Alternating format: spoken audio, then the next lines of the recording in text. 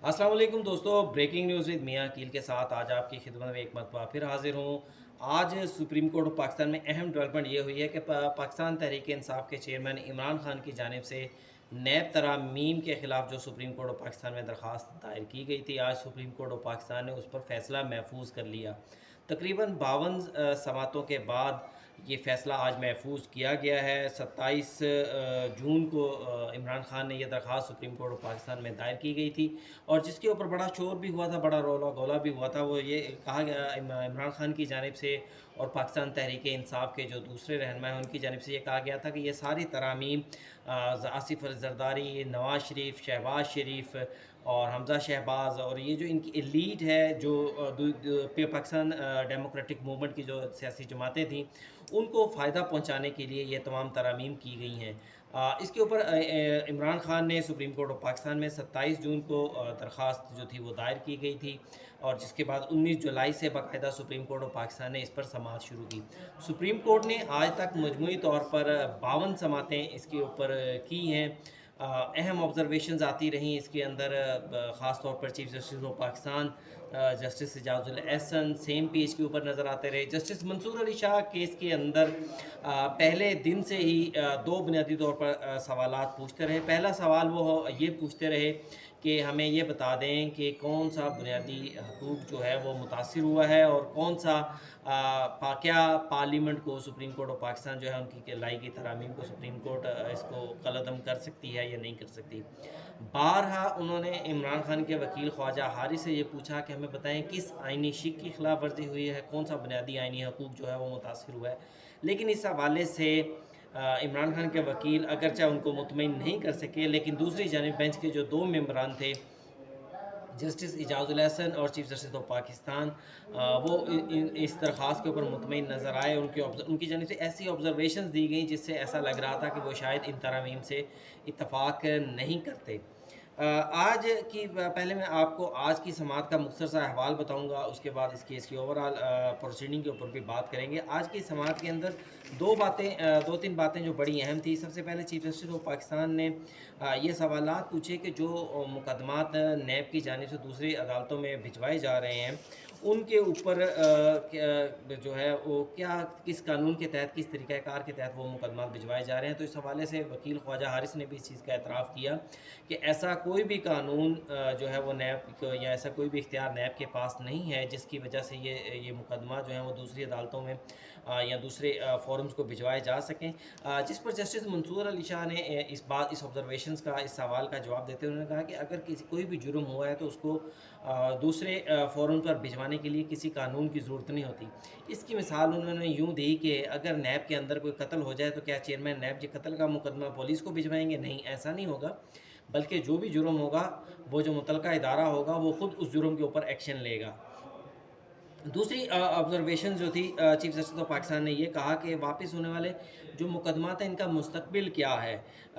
इस हवाले से भी अदालत ने बहुत सारे सवालात किए। उसके ऊपर वकील जो ख्वाजा हारिस थे, इमरान खान के वकील, उनका मौक़िफ़ ये था कि जो मुकदमात वापस जाने के से पहले का एक प्रोसेस है जो नैब के अंदर फॉलो किया जाएगा, जिससे ये चीज़ जिसमें पहले जो भी कंप्लेंट आएगी, जो भी इंक्वायरी आएगी उसके ऊपर जायज़ा लिया जाएगा। उसके बाद कहा जाएगा कि ये जनाब फ़लाँ कानून के तहत, फ़लाँ शिक के तहत ये जो इंक्वायरी है ये नैब की नहीं बनती, इसलिए इसको जो है वो दूसरे फ़ोरम पे भिजवा दिया जाए। दूसरे फ़ोरम पर भिजवाने का जो फ़ैसला है वो चेयरमैन नैब करेंगे। जस्टिस मंसूर अली शाह ने कहा कि ये बात अलबत्ता हम दूसरे जो फ़रीक हैं जिसमें वफाकी हुकूमत के वकील हैं, अटॉर्नी जनरल ऑफ पाकिस्तान है, मखदूम अली ख़ान वफाकी हुकूमत के वकील हैं, उनसे हम ज़रूर सवाल करेंगे कि आया कोई ऐसा कानून मौजूद है जिसके तहत चेयरमैन नैब मुकदमात जो हैं वो दूसरे फ़ोरम्स के ऊपर भिजवा सकें। जस्टिस मंसूर अली शाह ने एक केस के अंदर एक अहम सवाल किया, जिसका जवाब यकीनी तौर के ऊपर वकील ख्वाजा हारिस तो नहीं दे सके, लेकिन चीफ जस्टिस की जानिब से उसका जवाब आया। वो सवाल ये था, उन्होंने इमरान खान के वकील से ये सवाल किया कि आप कहते हैं कि आपने ये मुकदमा इसलिए दायर किया है ताकि एहतसाब का अमल जो है वो शफाफ तरीके से और सब के ऊपर लागू हो सके।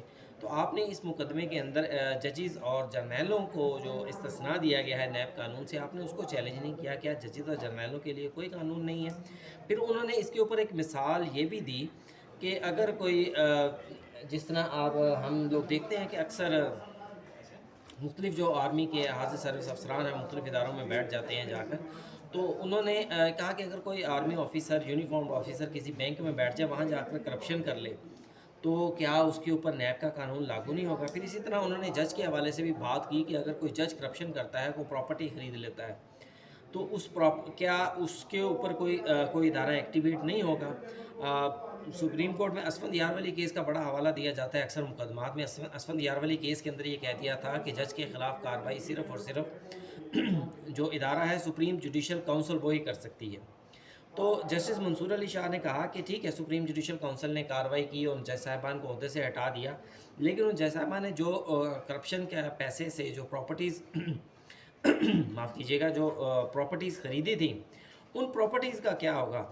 अब इसके ऊपर कुछ दोस्तों का या मेरा मानना ये है कि जस्टिस मंसूर अली शाह शायद फ्यूचर में होने वाली किसी कार्रवाई का अंदिया दे रहे हैं। जैसा कि सुप्रीम कोर्ट के एक जज साहब के ख़िलाफ़ कुछ रेफरेंसेस पेंडिंग हैं और उसमें ये उनके ऊपर इल्ज़ामात लगाए गए हैं कि उन्होंने करप्शन से ये प्रॉपर्टीज़ हासिल की हैं।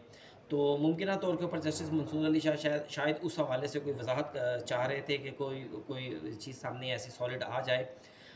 तो जिसके ऊपर चीफ जस्टिस ऑफ पाकिस्तान ने एक ऑब्जर्वेशन दी। उन्होंने कहा कि देखें, सुप्रीम जुडिशल काउंसिल में कार्रवाई होगी जजेस के ख़िलाफ़, उसका मकसद सिर्फ़ और सिर्फ ये है कि हर दूसरे रोज़ कोई भी इदारा जजेस को हरासमेंट ना करे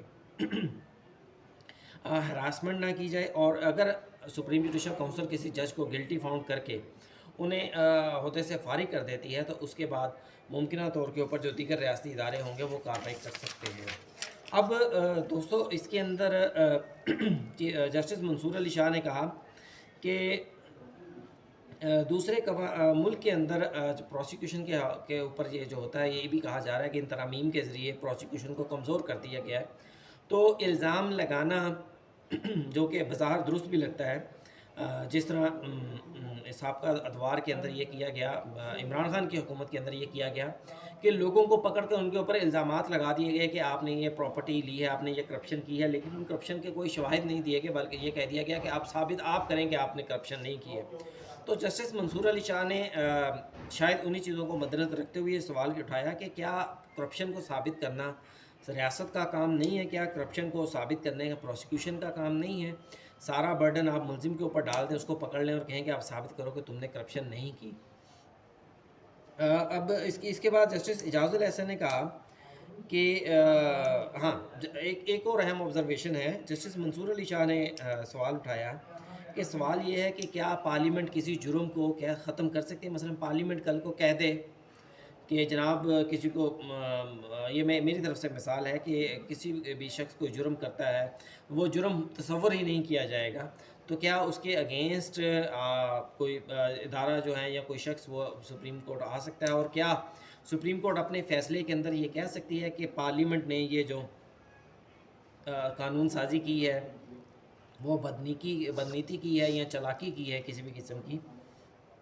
तो जस्टिस एजाज़ुल एहसन ने कहा कि जो कि जस्टिस एजाज़ुल एहसन और जो इनके हामी जजेस हैं, जिसमें चीफ जस्टिस उमर अता बंदयाल भी शामिल हैं, उन साइड जो जजेस की साइड है, उनकी जानिब से हमेशा ये कहा जाता रहा है कि पार्लियामेंट मादर पिदर आज़ाद नहीं है। तो आज फिर उन्होंने इसी चीज़ को दोहराया कि पार्लियामेंट का जो कानून साज़ी का इख्तियार है वो आइन के ताबे है। अब ऐसा नहीं हो सकता कि किसी भी कानून को पिछली तारीखों से ख़त्म कर दिया जाए, जिसके नतीजे में ऐसा हो कि 1985 में किसी शख्स को नैब कानून के तहत सज़ा हो, उसने जुर्म किया, उसने पैसे भी दे दिए, रिकवरी भी हो गई। अब 2023 में तरमीम आ गई तो वो शख्स अदालत में आ जाए कि भाई वो जो मेरे सज़ा दी गई थी वो भी वापस करो और उसके तहत मुझे जो मैंने जुर्माना अदा किया वो भी वापस करो। तो जिसके ऊपर जस्टिस मंसूर अली शाह ने बड़ी प्यारी ऑब्जर्वेशंस की। उन्होंने कहा ठीक है, फिर पार्लियामेंट आइन के ताबे है, तुम हमें बता दें कि आइन में कहाँ लिखा है कि पार्लियामेंट कौन सी कानून साजी नहीं कर सकती। पार्लियामेंट जो है कानून का माजी से इतलाक़ नहीं कर सकती। चीफ जस्टिस ऑफ पाकिस्तान ने ऑब्जर्वेशन देते हुए कहा कि माजी के मुकदमात जहाँ सदाएँ हो गई हैं वहाँ पर अदालतों को ये कहना चाहिए कि भाई यहाँ पर ये जो तरमीम है ये लागू नहीं होंगी। और फिर चीफ जस्टिस ऑफ पाकिस्तान ने यह भी कहा कि ये जो माजी को मुकदमात को माजी से लागू करने का जो मामला है उसके ऊपर भी हम बात करेंगे, मज़ीद हलेंगे। इसके बाद अदालत में एक नैब की जानिब से रिपोर्ट पेश की गई जिसमें कहा गया कि 2022 के अंदर 212 मुकदमात और 2023 के अंदर 336 मुकदमा जो हैं वो इन तरामीम के नतीजे में वापस हुए हैं। और फिर मज़ीद कहा गया कि 2022 के अंदर 30 मुकदमात और 2023 के अंदर 24 मुकदमात। अच्छा दोस्तों, ये कुल 548 के करीब मुकदमात जो हैं ये वापस हुए हैं और उनमें से तकरीबन 47 मुकदमात जो हैं, यानी कि 500 मुकदमात का कोई फ़ैसला नहीं हुआ कि वो कहाँ जाने हैं, वो ख़त्म हो गए या कहाँ गया। वो मुकदमात जो 47 जो के मुकदमात हैं वो दूसरी अदालतों को मुंतकिल कर दिए गए हैं। अब यहाँ पर इस केस की जो समाअत थी उसका एंड हो रहा था, तो चीफ जस्टिस ऑफ पाकिस्तान ने ऑब्जर्वेशन देते हुए कहा कि हम इस केस की समाअत को मुकम्मल कर रहे हैं और मुमकिना तौर के ऊपर जो अटॉर्नी जनरल है उनसे भी कहा कि अगर वो कोई बयान स्टेटमेंट जो है वो आज अदालत के अंदर अपनी मारूज़ात जमा करवाना चाहते हैं तो वो आज जमा करवा दें। और इसका फ़ैसला जो है चीफ जस्टिस ऑफ पाकिस्तान ने कहा कि जल्द सुनाएंगे। अब जैसे ही इस केस का फ़ैसला आएगा, इसका फ़ैसला क्या आएगा उसके ऊपर भी किसी प्रोग्राम के अंदर मैं बात करूँगा। क्या-क्या फ़ैसले मुतवक्के हैं, क्या ऑप्शंस हो सकती हैं, अदालत किस तरह जा सकती है, क्या तमाम मुल्ज़मान जो इन तरामीम के नतीजे में बरी हुए हैं या उनके मुकदमात ख़त्म हुए हैं वो दोबारा भी पकड़े जा सकते हैं या नहीं पकड़े जा सकते। इसके ऊपर एक अलहदा तफ़सीली प्रोग्राम करूँगा, लेकिन आज का केस ये यहीं पर ख़त्म करूँगा।